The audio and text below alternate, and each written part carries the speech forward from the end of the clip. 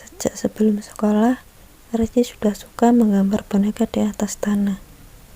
Setelah sekolah, ia menggambar di atas kertas dengan pensilnya. Kegemarannya akan main boneka itu berbekas juga pada seni lukis Ersi. Di sekolah, Ersi diajukan untuk lomba. Di dalam lomba itu, Ersi selalu mendapat penghargaan. Ada satu lukisan yang ditawar seorang kakek, karena kakek itu berniat memberikan lukisannya pada cucunya.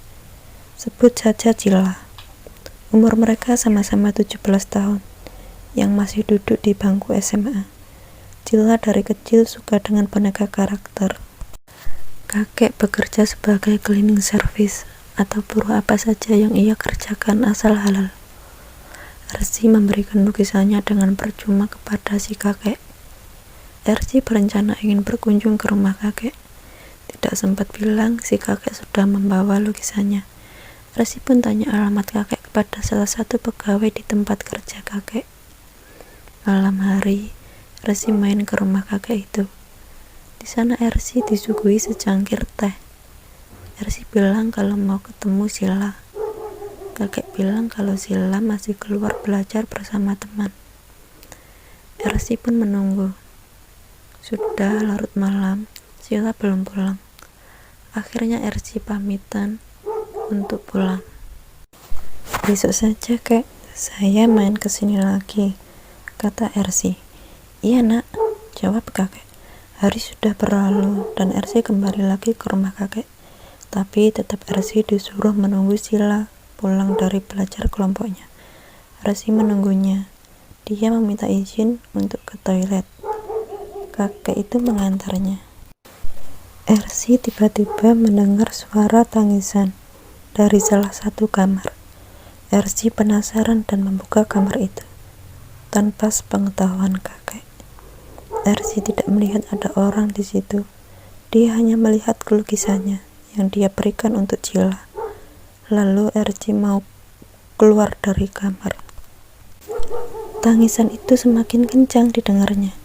Ersi langsung lari ke ruang tamu dan menemui kakek. Ersi tanya, "Kakek, di sini tinggal sama siapa selain Cila?" Kakek menjawab, "Cuman tinggal sama Cila saja." "Dan orang tua Cila kemana, Kek?" tanya Ersi. "Mereka sudah pisah sejak Cila berumur 1 tahun. Ibunya meninggal karena sakit. Ayahnya pergi meninggalkannya. Dan Ersi sudah jadi tanggung jawabku," kata kakek sambil menangis. Ersi pun kembali berpamitan pulang. Usahanya gagal lagi. Ingin ngobrol bersama Cila. Di jalan, Ersi masih mengingat suara tangisan tadi. Ersi merasa aneh dan selalu memikirkan tangisan tadi.